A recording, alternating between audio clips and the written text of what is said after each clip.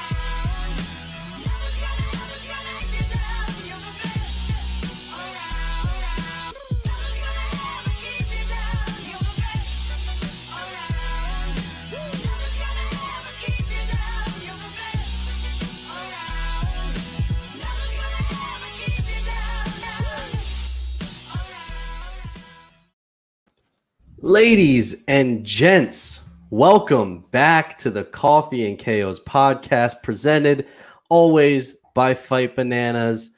And finally, it is fight week. Let's go.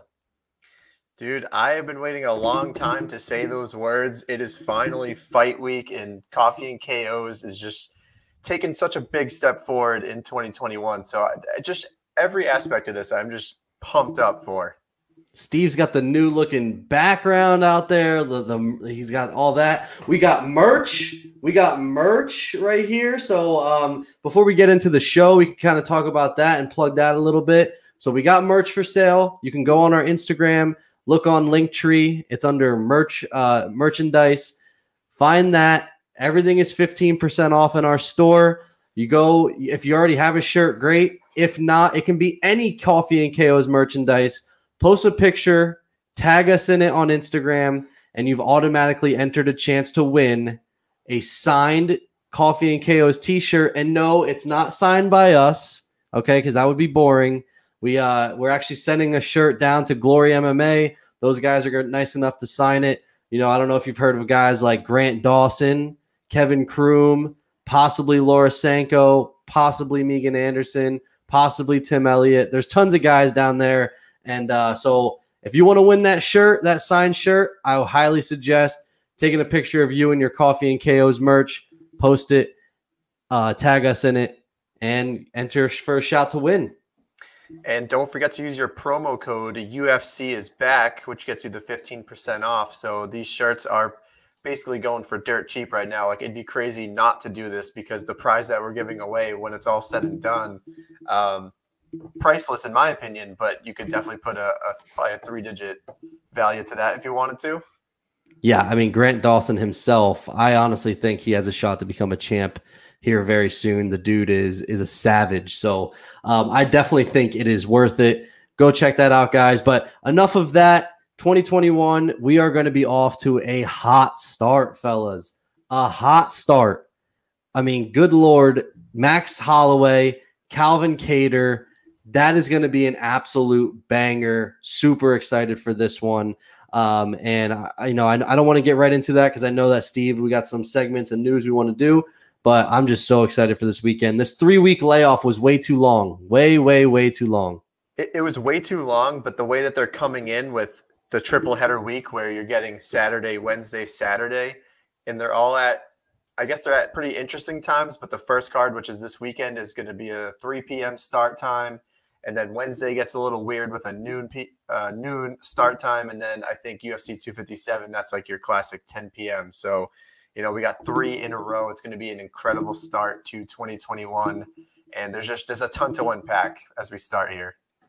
Yeah, so let's just get right into it, because this show has the potential to just absolutely be a banger of a show, because there's so many good things to talk about. Our boss, David Van Auken, Jason Knight is finally back in MMA. So he is going to be fighting. Dave just broke the news on Twitter and on Instagram. So I did not get to see exactly where he is fighting at, but super excited for Jason Knight to be back in MMA. He totally deserves it. That dude, he kind of got the raw end of the stick when he was kind of axed from the UFC. Way too talented to not be in the UFC, so I'm super excited for him to be back. But yeah, Steve, let's get into it, dude. Yeah, we can. We got a couple segments we can get into. We can start with the fan questions. We can do news and headlines. We can do the rate this matchup, which is one of our new segments. Which one do you want to start with here? Surprise me. I like the rate this matchup. Let's get into that quick. So let's do it. Yes, we've been off for a while, but I guess the one good thing is just been this avalanche of fight announcements that are being made. So we have a bunch on here that we want to talk about, and I'll just basically read you one of the matchups. You just tell me 1 to 5, like how you're feeling about it. 5 is obviously the strongest. This is like the best matchup. So we'll start with Kyler Phillips. The Matrix is taking on Song Yadong at UFC 259. First off, I love Song Yadong just because of his name. I think it's hysterical. Dude, I've been super impressed with Kyler Phillips. I really think that he has a shot to kind of explode here in 2021. He's looked really good so far in his brief UFC time. I'm going to give that a solid 3. I think, Song Yadong's kind of a decent name. Kyler Phillips kind of starting to work his way up a little bit. I like that matchup. What about you? Yeah, I was thinking around like the 3 range just because, Kyler Phillips is still making a name for himself, but he's a guy that we've talked about before saying, he could be one of the potential breakout stars going into 2021. And then Song Yadong it's a tough matchup. So I think that could be a banger. It doesn't have a ton of implications right now, not a ton of star power yet. So I'll agree with you. I'll go with a 3 on that matchup. And then that would take us to the next one, which is Pedro Munhoz and Jimmy Rivera. They're going to run it back at UFC 258. Yeah, I like that too. I think that that's a good fight for Munoz to take after his recent loss. And Jimmy Rivera is a savage too. Both of those guys are really good. I think that fight honestly screams like a 4 to me. I think the matchup is really good. And Jimmy Rivera was kind of high, then he fell a little bit. Now he's kind of working his way back up. And he always puts on exciting fights. Win or lose, like his fights are always exciting. That division is just always exciting. So I'm excited for that one. I really like that fight. Yeah, this is a good one. This is both 2 top 10 guys in that division, which is just an absolutely stacked division. Jimmy Rivera, I know he was kind of like a hot prospect for a while, and then he's kind of, trickled down a little bit. Pedro Munhoz is coming off a tough loss to Frankie Edgar, which was an interesting fight that we watched. That was a war. That was a cool one. Frankie Edgar looks really good in that. That was kind of the revitalization of Frankie Edgar. Yeah, if this was like maybe a few years ago, I'd probably bump it up a little bit. I'm going to go like 3.5 on this one. Oh, really? I see. I think this fight still has potential to be really good. Yeah, I could see it going that way. I don't know what happened in the first fight, but this is they're running it back in this one. I'm not sure if you knew what happened previously. I don't remember what happened. It's been a while. But rematch is always like there's got to be some sort of bad blood there. You would think. Yeah, I would think so. So that'll be a fun matchup regardless. Like you said, that division is just fun to watch. But this one, and I think we've already talked about this a little bit, but we're playing catch up on the podcast here. But Jimmy Crute is taking on the one and only Johnny Walker on March 27th. So I'm looking at our notes page here, and I'm just gonna go tell you right away. I'm gonna give these last 2 fights a 5, and it's just because I love Jimmy Crute, and he is going to absolutely obliterate Johnny Walker. Like it's not even gonna be close. I'm going first round TKO. I don't even think he's gonna submit him. I think he's gonna take him down, ground and pound, and Johnny Walker is gonna have no answer. So I'm going 5 just with that one because of that, and we're a Jimmy Crute podcast, and Jimmy Crute is going to destroy Johnny Walker. Like he is going to just run through him, and kind of the same thing with Tom Aspinall. I'll go 4 on that one because I think that it's going to kind of test Aspinall a little bit because it's Andrei Arlovski, and we know like he's a dog regardless. Like he's going to bring the fight, but I don't see Aspinall playing that one safe like Tanner Boser did. I think that he's going to go in there, shoot for the takedown, and kind of the same thing. Going to kind of just he's very, very strong at this point, and I think that he's going to. I I don't know if he's going to destroy Arlovsky. I think he'll get the finish, though. I think he will. But I'm going to go 4 on that one. But 5 for the Crute fight, just because I'm so amped, because I think he's going to absolutely destroy Walker. And I'm not a big Johnny Walker guy. Yeah. Oh, anytime we talk about him, I mean, he's like my go-to example of the guy who caught fire, was a massive favorite against Corey Anderson, who's a longtime veteran, great fighter, and then he got smoked. And I see it going very similar to the Corey Anderson fight, because Corey Anderson, as we know, is a big-time wrestler. Jimmy Crute has a really good wrestling background, but he also has insane knockout power, and Johnny Walker does not have a chin. So Jimmy Crute's going to take this one. He's one of our potential breakout stars again. But at the same time, Johnny Walker is fun to watch sometimes. You know, like, he had that rise to fame, but he struggled against good competition. But he kind of bounced back in his last fight and pulled out the TKO win. So it is possible to happen again. So I like the unknown there. So I'll give this a 4. And then we have Arlovsky and Aspinall, which is, you know, Arlovsky has the big name. He's been around forever. Surprised a lot of people in the Tanner Boser fight. But I don't think Tom Aspinall is going to suffer that fate. He's just got to be aggressive and get to work early. And I think he's going to win this fight. So I have both of those at like a 4, two breakout stars for us.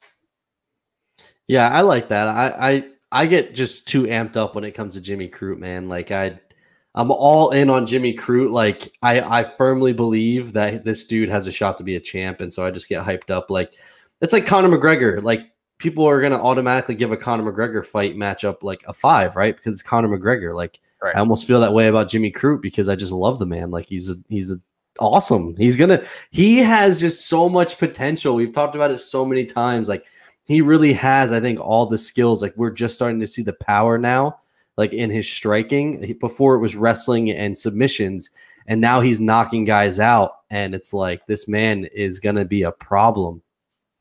Absolutely. Especially as we talk about in that division, the light heavyweight division, and then same with Aspinall in the heavyweight division. Is just a lot of opportunity right now. So it's a good time to be a prospect and to just keep clearing the path and making some moves. So those are the matchups that I had. I mean, we had some obvious ones come out, like Jan Blachowicz taking on Israel Adesanya, but like, you have to imagine that's an automatic 5. Like, a lot of these fights that came out are like, that fight makes me mad, though, because it's BS that Glover Teixeira does not get this title shot.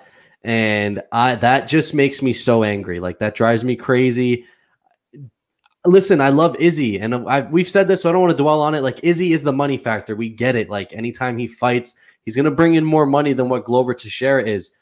But Glover Teixeira is like 40 years old, and he's on a crazy run right now. Like, you have to acknowledge that. Like, he's like maybe 1-2 fights away from being done. So give the man the shot now and do, I don't know, like, every time you count him out, like, I guarantee you he'd be a heavy underdog against Jan Blachowicz, but he's proven people wrong every single time. Every time he's been counted out, he comes back and he gets rocked and just gets better. It doesn't make any sense at 40 years old, but that's the only thing that upset me. Like, don't get me wrong. I think Izzy and Jan is going to be a great fight. I think Izzy has a shot to win the belt, and, you know, and he is on par to be one of the greatest ever. But give Glover his chance. Like, if Glover wins, then Izzy can fight. Like, I don't know. Like, I wish that it was just kind of, you know, it would have went Glover first. Give the man the shot, and then you can run Izzy. Like, Izzy John Jones is not happening in 2021. I don't think it's going to happen. So, you know, what's the rush? If anything, you could have ran Izzy versus Whitaker again in the meantime.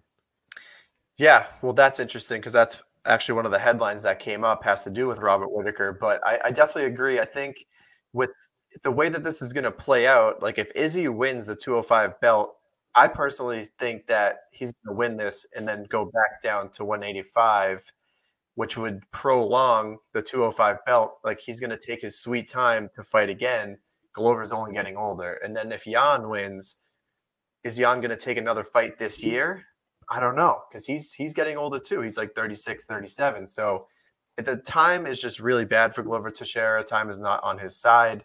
I think the way that this is going to play out with the 205 belt, it's going to be really delayed. It's going to be very slow.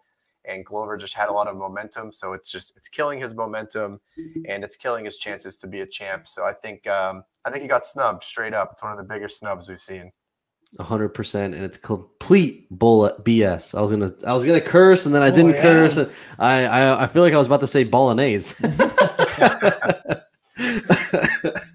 Okay. So that's rate this matchup. So I think we talked about that one, and then if you want to get into fan questions, we can do that. One of the questions is about Max Holloway and Calvin Kattar, which we might be getting into later. So do we want to hold off on that fan question and just take one fan question right now? Yeah, we'll do one now and one later. Okay, because we might even discuss that one at a later point, but we'll get into this one. So do you think that both Rob Font and Calvin Kattar are going to get title shots in 2021? And that's shout out to Mike Aria. Oh, yeah, friend of the show. That's tough, man, because these questions always stump me because it's like we haven't seen Kattar fight Holloway yet, so this is like a huge jump for Kattar, like huge. Like this is his big guy, and for Rob Font, like Marlon Moraes was his big guy. The only thing with the division that's bantamweight, right? That Font's in. Yep. The only issue with that division is it's like at a standstill right now, and I think that the winner of Sterling and Jan is going to fight Sandhagen because Sandhagen's going to fight Edgar, and I would think that he's probably going to beat Edgar, and then I think that that's going to catapult him to title shot. So I think by the time all that plays out, I don't think Font will get a shot in 2021. I think that if all goes well, he wins his next fight. I think he has a shot to fight for the belt early on in 2022. But I just think with no one in that division fights often. Like they fight once a year. That's the problem. Dillashaw just came out, and didn't you say that he might be getting the title shot? And I just saw Rob Font called him out too. So Dana White said I can see Dillashaw getting a shot right away. No fights, and that's just complete BS. The man was suspended for 2 years for blood doping, like not marijuana, not blood doping, like as bad as it gets. And you mean to tell me that this dude doesn't have to prove himself to get back to the top? I've never been knocked out by Cejudo. Yeah, I've never been a big Dillashaw fan ever. Like he's probably one of the fighters that I least like. And so like that, and then on top, like Dana White, listen, he's a great businessman, and I don't ever want to piss him off because we're trying to make it big in UFC. But there are just some things that he does that just make no sense to me. And that is one of them. Like if I'm I don't know what his title is, but if I'm like commissioner, right? Or whatever, you're playing commissioner. I'm like pissed off that this guy was blood doping. And I'm like, okay, you need to win at least one or two tough fights before you get a title shot. Like you need to prove yourself. The guy, like to me, like it's almost like a slap in the face. You're running this organization, guys are cheating. And like, no, you don't care. Like, and I understand Dillashaw's exciting. He is a great fighter. But to me, like if I'm in Dana White's shoes, I'm saying no way. Like he needs to win a fight or two against top-notch talent to get back to the title shot. And I think Rob Font is a great test for him. Bro, I think it's like murder 1, blood, like taking like PEDs is like 1A. Like that is one of the most disrespectful things you can do in the UFC. Yeah, like early 2000s, like, yeah, people did it all the time. But since USADA's been into play, like, you need to be clean. And I think the sport is cleaner. Listen, there's always going to be people trying to work the system. That's every sport. But the game is probably cleaner now. Well, it's 100% cleaner now than it was, even early 2010, 2009. Like back then, like everyone makes a big deal that John Jones took PEDs. Every single person John Jones has beaten has all been popped for PEDs. Like, and he destroyed them all. So it's a totally different game now. But yeah, I 100% agree. And that, we always talk about we're not fans of the jump the line.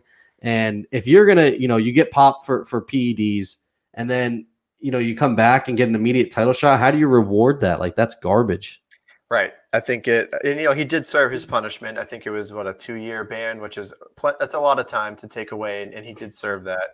And it worked out for him perfect, though. He needed double shoulder surgery anyways. So he got both his shoulders fixed, and now he's going to be healthier than ever. And I'm not saying like listen, I think TJ Dillashaw is a great fighter, blood doping or not. I'm not saying that was the main reason he won his fights. Like, to be a fighter, you still have to have a great fight IQ. Like John Jones, with or without roids, is still hands down the greatest fighter ever, just based on skill set, his IQ. Like, PEDs don't help your fight IQ. And I think Dillashaw is still a great fighter, but I'm still making him prove himself at least one fight. Like, and wouldn't you almost want like a tune-up fight? I don't know. That's just me. I definitely like. So I don't want to give away the Kattar Holloway pick yet. So I think we can only really answer half of this question because we're going to give away our picks if we think Calvin Kattar is going to win the shot or get a shot in 2021. So we can forgo that for now. But I agree with Rob Font not getting it in 2021. It's just strictly it's too backed up. Like Petr Yan, if he loses, he could get a rematch. Aljo, Corey Sandhagen, all these guys are in the mix. You throw in TJ Dillashaw, Cody Garbrandt. I don't really know what he's doing if he's dropping down to 125, but he still can fight at 135. He's the number 3 ranked fighter right now. Frankie Edgar, it's just too many people. He's not going to get it in 2021. I like Rob Font Dillashaw, but I also like Rob Font and what am I trying to say? And Jan, if Jan loses. See, that I could get on board with that. I think that would be actually, yeah, I think it would be whoever loses should fight Rob Font, and then whoever wins will take Corey Sandhagen. And it's still like a lot to happen within the year of 2021. But I think he's not getting the shot in 2021. Kattar will get into in a little bit as we make our picks at the end. So that's our fan question. And we can get into some of the news and the headlines here. I just had a few things from MMA Junkie that kind of, we've talked about this before, but Dana White is meeting with Khabib pretty soon. And he's just been very adamant. He's just saying, I'm going to be very aggressive in my push to have Khabib come back this year and fight again. So we've heard this plenty of times. Do you believe it? Do you not believe it?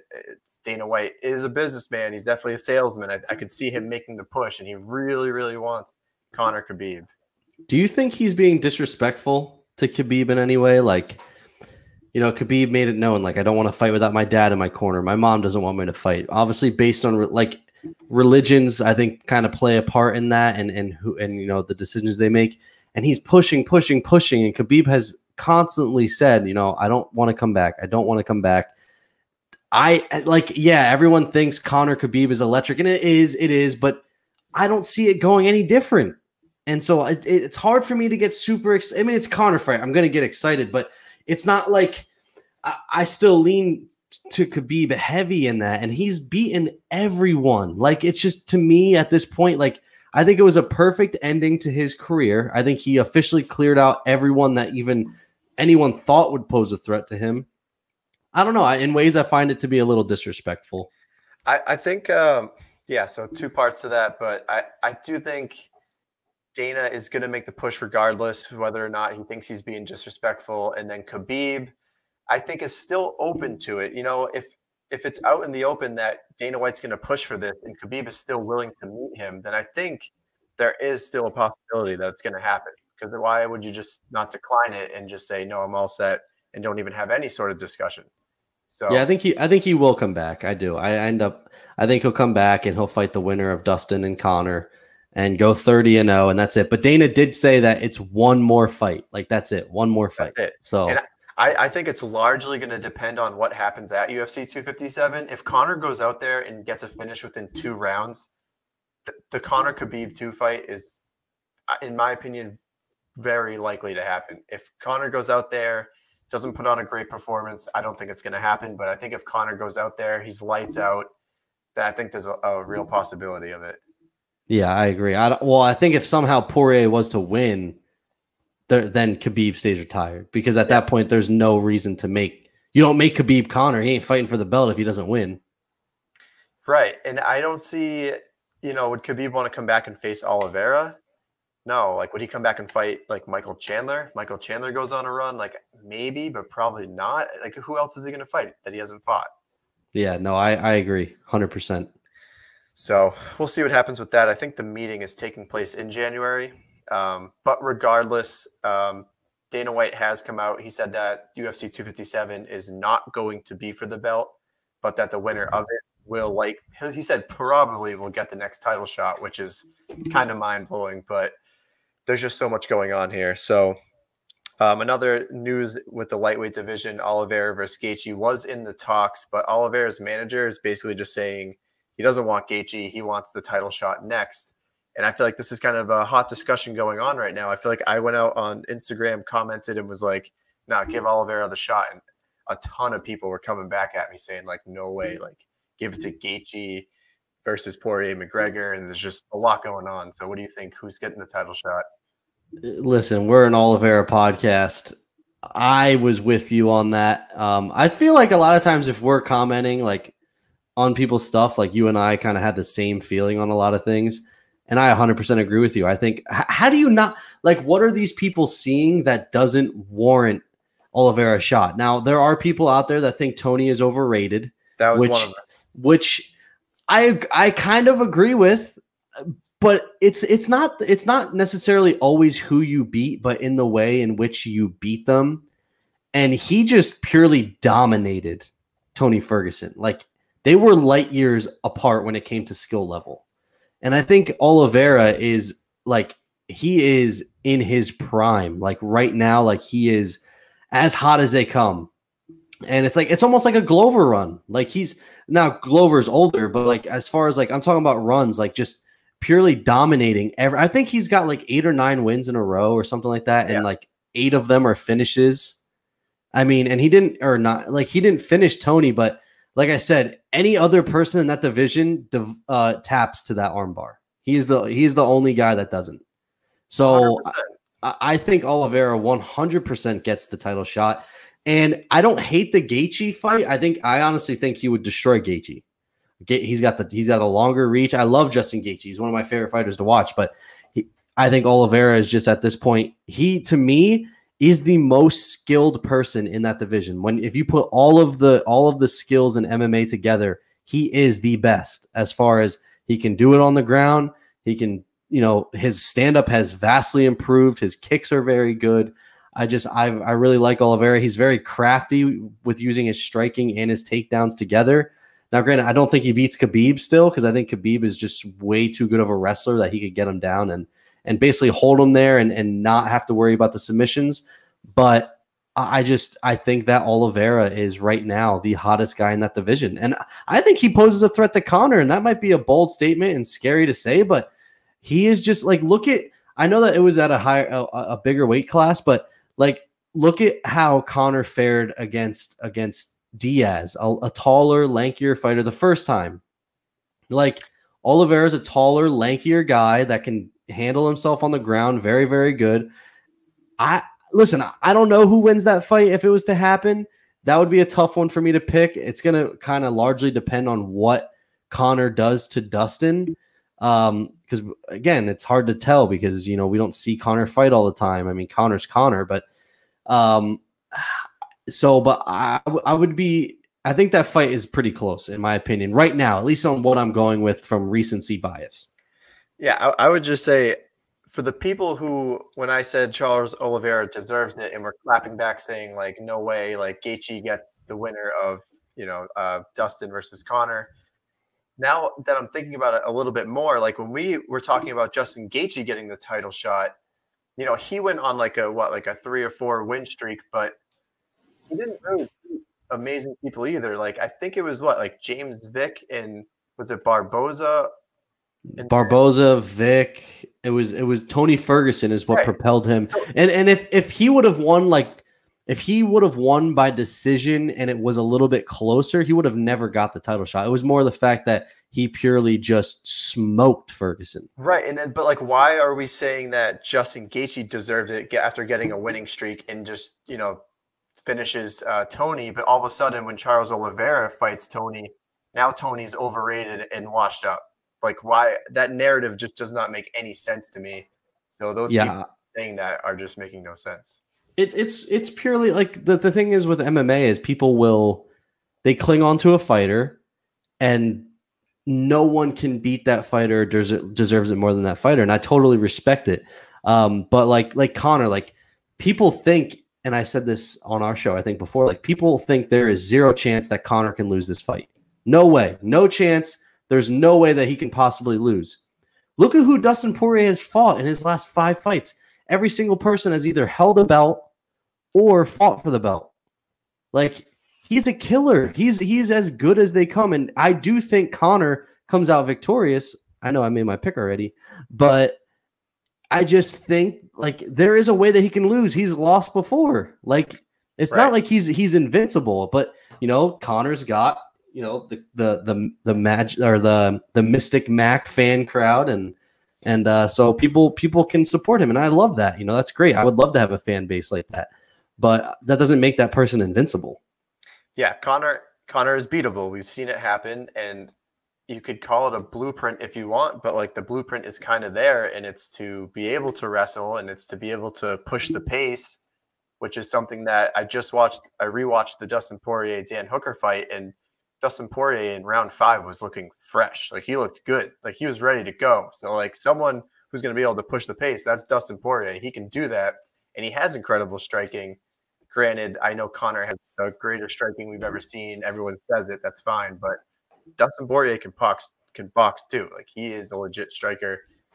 So I don't know. If that fight gets past round 3, the betting odds are going to start swinging into Poirier's favor. That's all I got to say. Yep. Yeah, Conor, you got to put him out. I know he said it in 60 seconds, but yeah, within 2 rounds, that's your move. If not, like that's going to move a lot towards Dustin. So we'll have to keep an eye out on that. I don't know if you want to talk about this. We don't have to really get into it, but this just happened during the break. But it was the video that came out with Mike Perry with the bloody leg.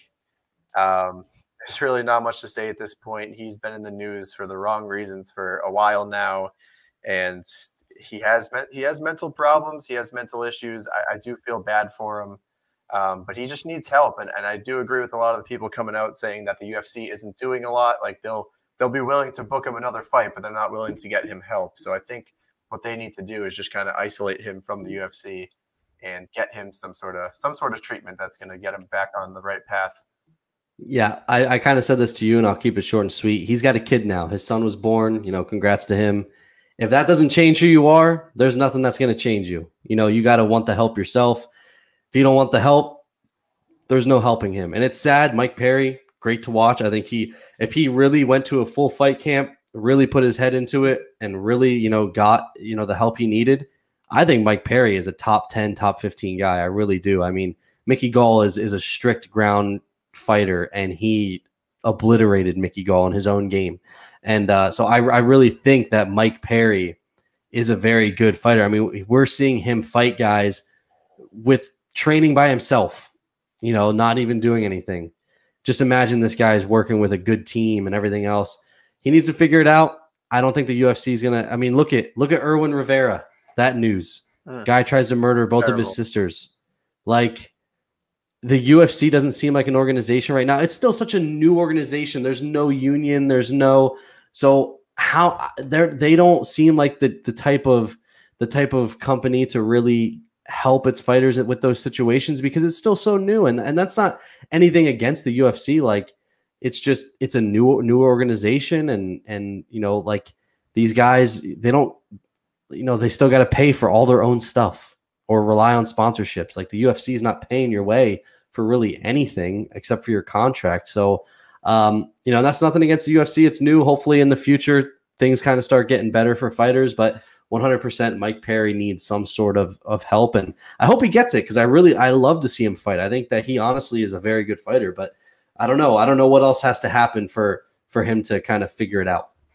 Yeah, it's a tricky situation. Like, it's a bad look for the UFC when more of these stories come out, like the Irwin Rivera one, like that. It just makes you think, like, at what point did these fighters have issues? Like, is it like a CTE thing, or were they already in a bad position to begin with? But I think it kind of like, you know, you've seen the NFL change so much in the last 10 years because they're finding out about CTE, and they're going out of their way to now protect a lot of the, you know, defenseless receivers and you know, low hits on the quarterbacks, things like that.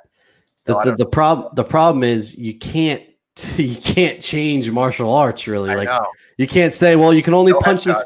You only have 100. You only got 55 chances to knock him out with headshots, If you do 55 shots to the head, that's it. Now you can only work the body and the legs. And it's just only. Yeah, it just it just wouldn't work that way. So it wouldn't, and it stinks because I feel like at some point, like this is going to catch up to the UFC because that's what happened to the NFL. The NFL went on for it's been around for 100 years, and they're just finding out about CTE now. So I have to imagine that's taking place in the UFC or mixed martial arts in general. You're just getting punched in the head 100 times. I don't think it'll catch up because look at boxing. I mean, boxing has been around forever, probably longer than it's definitely longer than football, and they're fine. I mean, I don't think it'll catch. It's a combat sport, and it's that's what it is. I mean, football, there are preventative measures. When you're in a combat sport, there's no preventative measures really.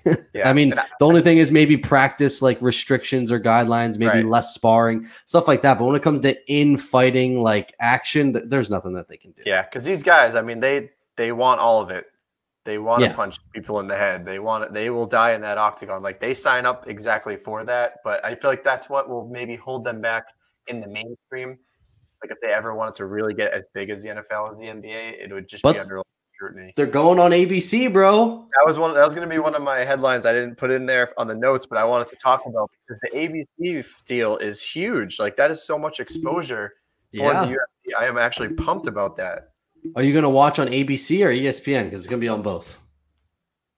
I wonder who's going to be commentating on ABC. Do you know? ABC is owned by ESPN.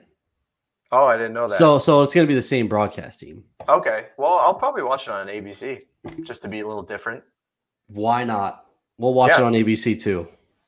Yeah. I mean, I think it's cool because I know they had a deal with Fox at one point for like a year and a half. And then, they've transitioned now dealing with ESPN, and you can watch it on ESPN2 and ESPN Plus and all these things.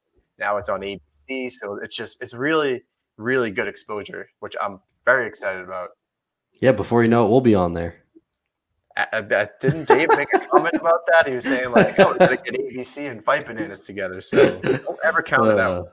I'm not. I'm hyped up. Okay, so last thing here, and we were just talking about it a little bit, but Dana White has said that Robert Whittaker still needs one more fight. This is garbage. He's just buying time. What is wrong with Dana? It's insane, dude. Robert Whittaker has beaten Darren Till. He beat Jared Cannonier. Like, he's basically just saying you have to fight Paulo Costa while Izzy goes up and does his thing. Robert Whittaker was the champ for how damn long? Why are you being so disrespectful to him? Like, he deserves another title shot. He beat Cannonier. He beat Till. That's enough. Let him fight again. Like, and he's not – I think Izzy still wins, but, like, it's going to be a much better fight than the first one. Like Whittaker, like you said it before, he came back quick. It was off an injury.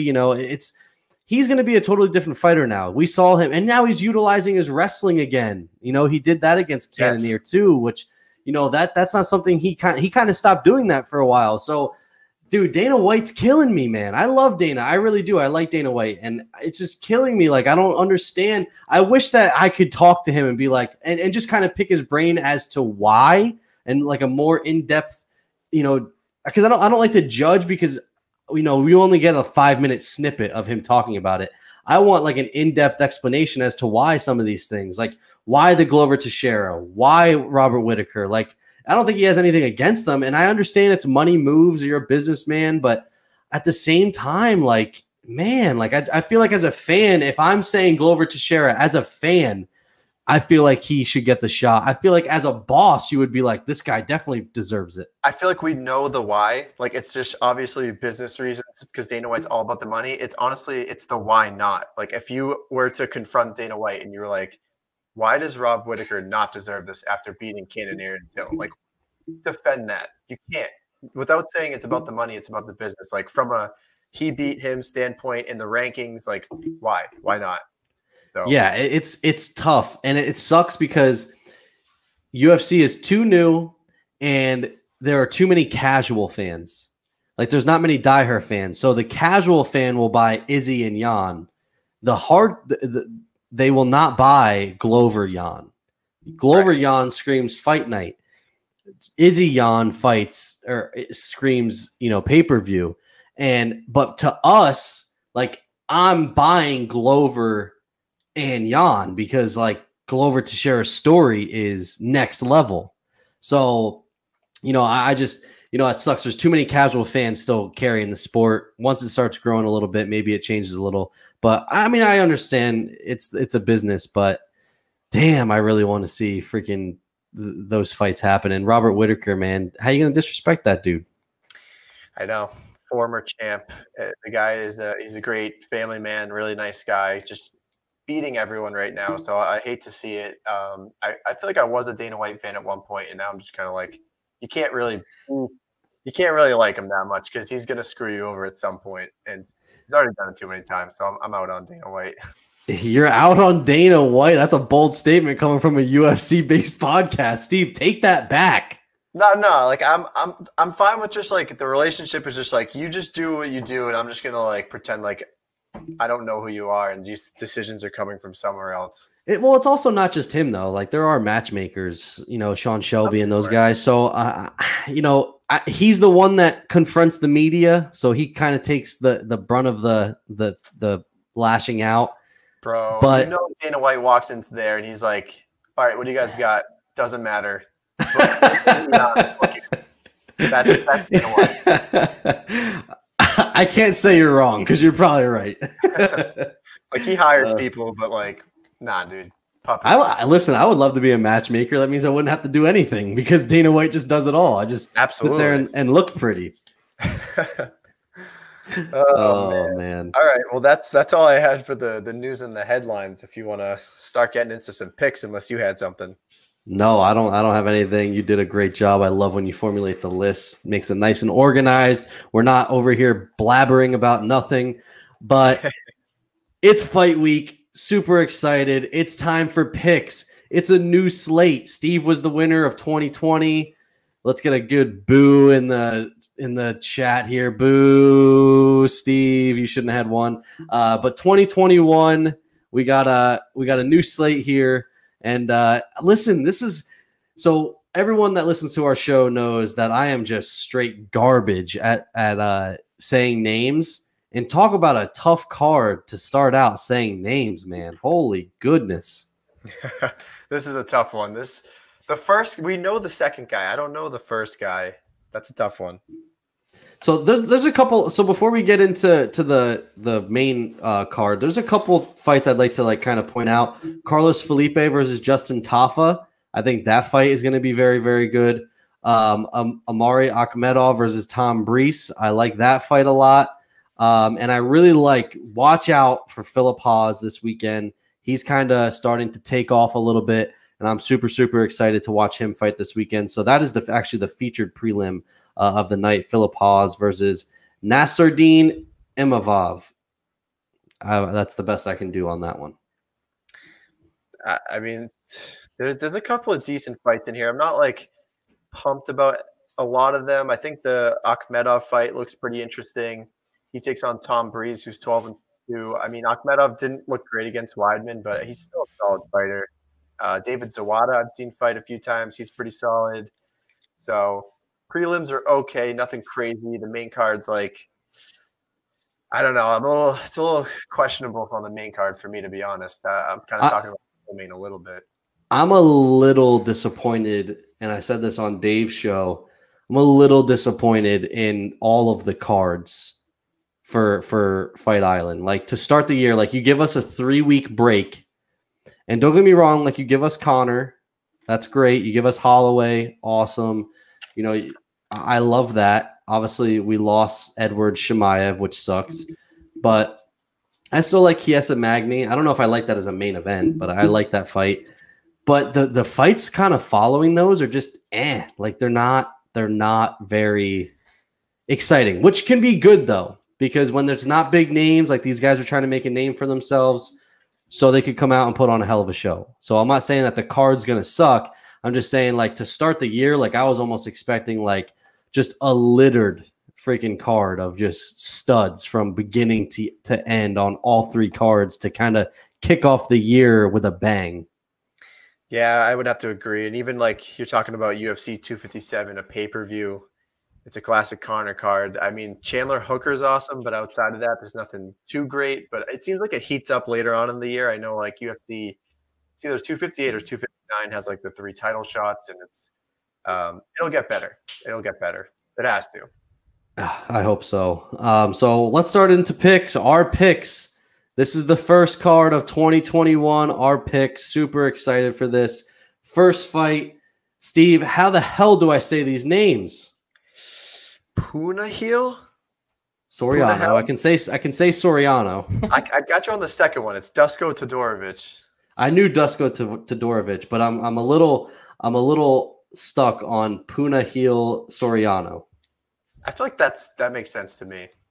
They need to put like the phonetic. Yeah, the phonetic way of saying it so that I can understand it better. For us maybe maybe I need to do a little more research and not be such a bum. But so this fight is actually on paper seems to be really good. Both guys are undefeated. Soriano 7-0, Todorovic 10-0. Todorovic is minus 160. I have seen Todorovic fight a few times. He's a very good striker. That's kind of his bread and butter. I'm gonna go Todorovic, and I'm gonna go TKO.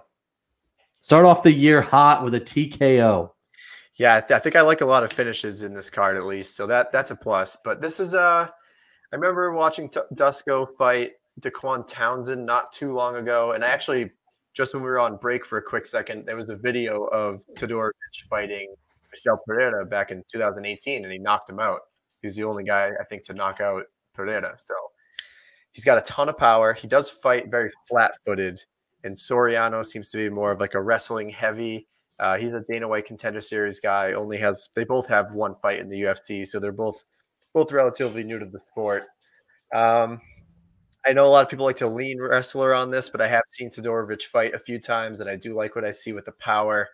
I don't like the flat-footedness, and I do think that will open him up to like the wrestling takedowns. But now I'm going to go with Todorovic TKO. Carrie, we finally get to hear from Carrie. It's been a while. Carrie's back on the Coffee and KO's podcast. 2021. I'm here and I'm ready to get it going. And this time we can't miss any shows, so you can actually like compete. Because honestly, you were kind of on a hot streak there at the end, and then life happens. Life happens. Yep. No, but I'm back. I'm ready to make my picks. Here we go. Growing up, I was a Yankees fan. You know, Alfonso Soriano played for the Yanks. Great second baseman. Always a fan of him. So I'm going to have to go Soriano. I think he's just looking at the numbers here. He'll probably just ride it out, take Todorovic down, and ride the match out. I'm going to go Soriano decision. I like that pick. He's actually 80% takedown accuracy, which is ridiculously high. I think those are just UFC numbers. So he's got a 3.28 takedown advantage. But it seems like he has a very big disadvantage on the feet. So if he's going to win, I think it's going to be takedowns and just kind of control time. So I like the pick, Carrie. Off to a good start, man. Thanks. We'll see how it goes. Next one, Joaquin Buckley, kind of riding the hot streak. He had 2 big knockouts in 2020. Obviously, the spinning back kick. I'm assuming that one knockout of the year. I'm pretty sure it did. And he's fighting another tough one. DiCirico. Italian. Alice, there you go. You're Italian, Steve. Say it. Alessio DiCirico. Listen, is he only the second? There's only 3 Italian fighters in the UFC? There's him. There is a female. Oh, Pena. Violent Bob Ross is Italian. Oh, that's true. Yes, but there's also a female Italian. And there's Marvin. Yes, and then there's Marvin Vettori. So there aren't many. Okay, let's go. They're getting there though. We got some good prospects. I agree, but I don't see this going well for the Chirico. How do you say it again? Chirico. DiCirico. Sorry, Steve. I'm butchering your nationalities. Yeah, I'm sorry. I'm sorry. Straight. I'm sorry. Listen, I don't want to do this because Glory MMA, those are our boys down there, and they are not fond of Joaquin Buckley at all there. But Buckley's kind of on a hot streak right now, and his power is just ridiculous, bro. He is built like a brick shit house. That dude he doesn't have an ounce of fat on him. Dude his power is just crazy. and he's starting to kind of seem a little bit more patient. I'm going to go Buckley, and I'm going to go another finish. I think this man kind of goes 3 knockouts in a row. I mean, it's hard not to bet that way just based on what we've seen. He's like the Francis Ngannou of the middleweight division. Like, his body frame, I don't even know how he makes that weight, to be honest. He is huge. And he just goes in there, throws bombs, hits you with one, you go down. It's pretty simple. DiChirico's he's had a very up and down career. 12-5, not great. 3-5 in the UFC. It's just really, really hard to bet against Buckley at this point. If it was someone maybe a little bit of a step up above Alessio, I could go with that. But Buckley's the heavy favorite here. I think I'm going to have to ride it out with him. And I'm not trying to copy your picks, but I got TKO for Buckley. Yeah, Steve. I know. I see what you're doing.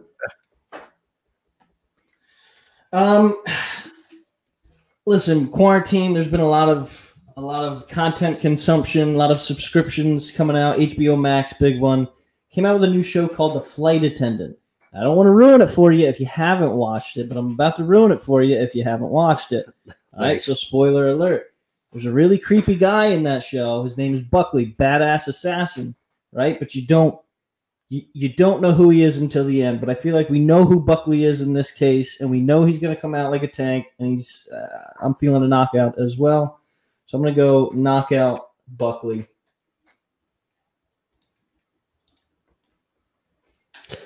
All right, Steve, you want to take us to the next one? Sure thing. So we got another welterweight bout, and I do have a question for you on this one. So Santiago Ponzinibbio, that's what I'm going to go with, taking on Li Jingliang. Ponzinibbio is 28-3, 9-2 in the UFC. I know he hasn't fought in a few years, but he has wins over some really big names. Do you remember this guy coming up? Was he like an unbelievable prospect? That's a ridiculous record to hold. Yeah, he has been on an absolute tear, but he has not fought in forever. Yeah. So I think it's been like 2 years since he's fought. I'm looking at his record right now. So he is on a 7 fight win streak. His last fight was in 2018. He knocked out Neil Magny. That's wild. So he's beaten in those fights. He's beat Court McGee, Zach Cummings, Nordine Taleb, Gunnar Nelson by KO, Mike Perry by unanimous decision, and Neil Magny. His last loss was to Lorenz Larkin at the time when Lorenz Larkin freaking fought in the UFC. He's beat Sean Strickland. He's been in the UFC since 2013. He's very, very talented. He's just kind of battled some injury issues. He's 34, getting a little bit older, but I like Ponzinibbio in this fight. I mean, Li Jingliang is very good, but Ponzinibbio I think is going to kind of run away with this one. I'm going knockout again, man. I'm feeling like this first card is going to be just stacked, and 2 years off, and a lot of times they say ring rust, but I don't know, man. There's something about it. I think that the 2 years off, it just helped him get healthy. It was kind of like Ortega, right? Like Ortega was out, but he was really just kind of getting healthy. And I think that that's the case kind of for Ponzinibbio. Well, so I did look into it. He almost died. He didn't just have like health issues. He had like major health problems. He had a ton of infections. He was hospitalized for months. He was on a ton of medication, and that's what forced him to not really come back for a long time. And that's what kind of freaked me out when I saw that, because I saw that he had a 28-3 record, and all those names that you just rattled off are all legitimate competition. So it just didn't make sense to me. And now, it's got to be a really difficult thing to overcome, and you take that time off, and now you're 34 years old. I'm just a little skeptical about where he's actually going to be at. And it's not that Li Jingliang is a world beater by any means, but I just think he's just been more active. He's just been in the fight game more, and he does have a lot of power. He has 8 knockout victories. That's almost about half of his wins. So I'm actually going to go with my boy Li Jingliang, and they're a decision though. Wow, that's a big pick.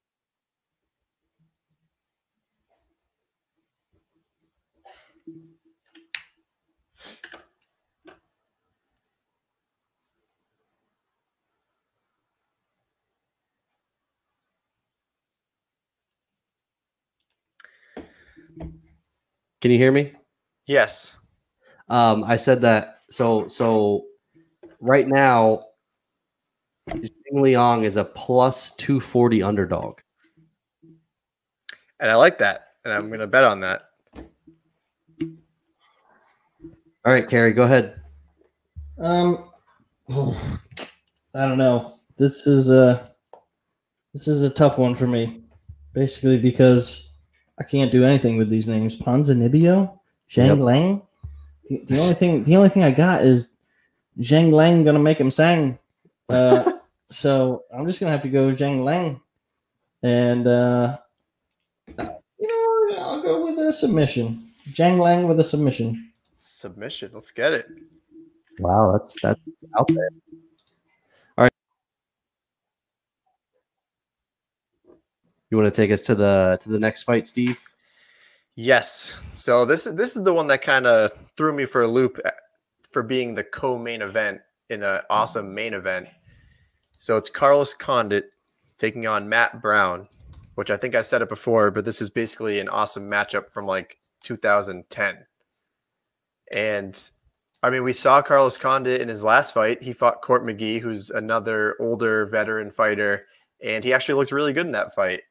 And then Matt Brown, he just recently fought Miguel Baeza, who's like a blazing hot prospect, really good fighter. That was a terrible matchup for him.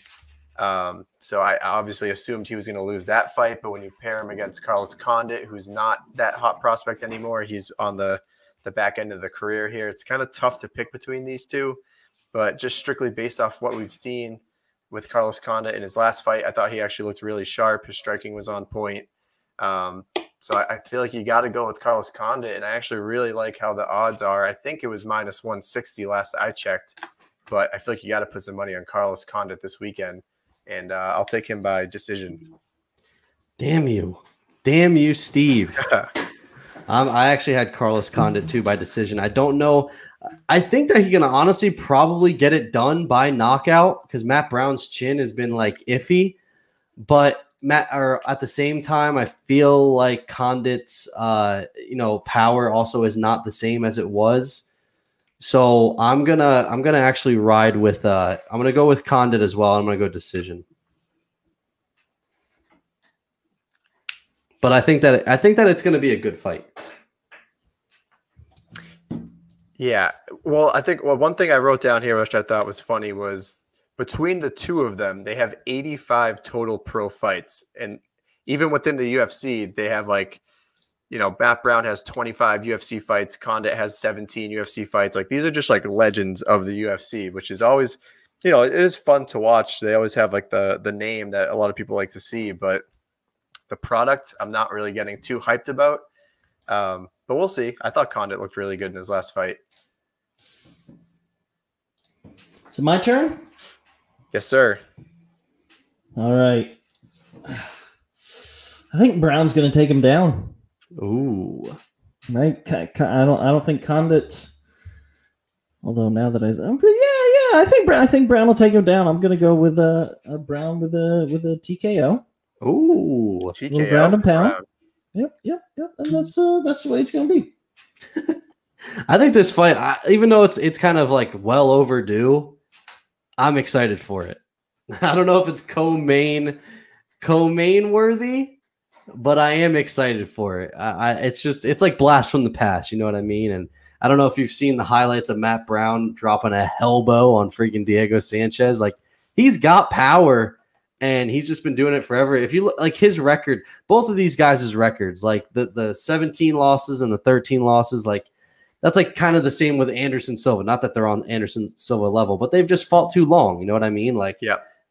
This is if you're going to let them keep fighting, this is the perfect matchup for both of these guys. It's honestly probably a retirement fight for both. Yep, I would definitely say that. I mean, Matt Brown, dude, he's 40 years old. He fought the prospect. He got his butt whooped. Like he's just like, all right, how many more can I do? So this could be the farewell fight for both of them. And yeah, man, I don't know. This is like what you do with those type of guys. Like they're getting to that age. You put them against the prospect, they get killed. I mean, some people might want to see that, but I mean, to have some respect, just pair them with each other and just have them like go out riding off into the sunset. I 100% agree with you. All right. So it's finally time. It's the time. It is Holloway Kattar. Huge moment for Calvin Kattar. This is his shot to propel himself to what I think would be title shot contention. So I know that was one of the questions. Do we think Kattar will get a shot in 2021? If he wins this fight, yes. I think that he gets the winner of Volk and Ortega if he wins this fight.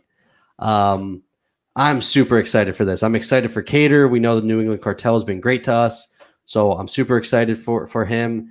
At the same time, I love Max Holloway. Like, you can't dislike Max Holloway. He's a veteran, a young veteran. He's a veteran. He's a nice guy, humble in defeat. He was a great champion. The argument can be made that he should still be champion or champ again in that second fight with Volk. This fight is just electric. Like, this is the way you start a year. And I think right off the bat, we could have our fight of the year right here. Like, I think that this could be an absolute 5-round war, guys battered, beating the crap out of one another. And you're going to get the volume with Holloway. He's going to throw ridiculous volume. He's going to throw 200, 300 punches. But with Kattar, you're going to get more power, little bit of volume, but much more power, more decisive with his shots, and a little bit more of a craftier striker. I mean, we saw the elbow on Jeremy Stevens. So this fight is just electric. I'm super excited for it.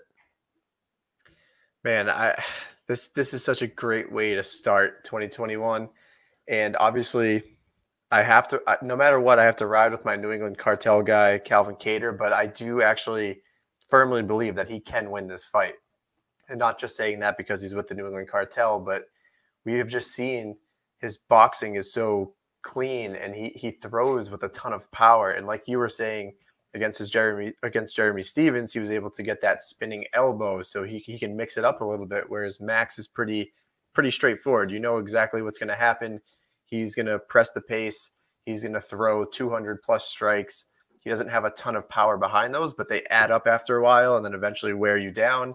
And that's how he gets a lot of his finishes. So I'm looking for this, like exactly what you just said. It's volume versus power. But if there's one thing that we know about Max Holloway, it's that he actually takes a ton of damage himself because he goes to war and he leaves himself open.